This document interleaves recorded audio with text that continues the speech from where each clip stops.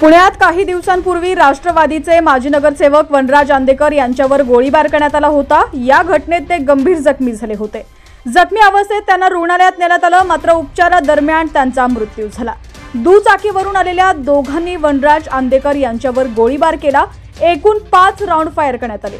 पोलिसांनी या प्रकरणात काही आरोपींना अटक केली। दरम्यान वनराज आंदेकर यांची हत्या कौटुंबिक वादातून आणि टोळी युद्धातून झाल्याचं समोर आले। आंदेकर यांच्या हत्येनंतर आता पुण्यात टोळी युद्ध भडकेल अशी शंका व्यक्त केली जाते। यावर आता पहिल्यांदाच वनराज आंदेकर यांचे वडील आणि आंदेकर टोळीचे प्रमुख असलेल्या बंडू आंदेकर यांनी प्रतिक्रिया दिलेली आहे। बातमी सविस्तर पाहूया। त्याआधी तुम्ही HPN मराठी न्यूज चॅनल पहिल्यांदाच पाहत असाल आणि अजूनही चॅनलला सबस्क्राइब केलं नसेल तर नक्की सबस्क्राइब करा, जेणेकरून आमचे अपडेट्स लवकरात लवकर तुमच्यापर्यंत पोहोचतील।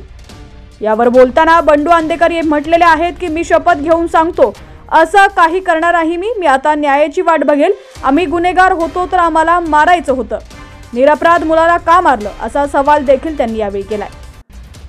राष्ट्रवादीचे माजी नगरसेवक वनराज आंदेकर यांच्यावर गोळीबार करण्यात आला होता। या घटनेत ते गंभीर जखमी झाले। जखमी अवस्थेत त्यांना रुग्णालयात नेण्यात आलं, मात्र उपचारादरम्यान त्यांचा मृत्यू झाला। संपत्तीच्या वादातून आणि टोळी युद्धातून त्यांची हत्या करण्यात आल्याचं समोर आलेलं आहे।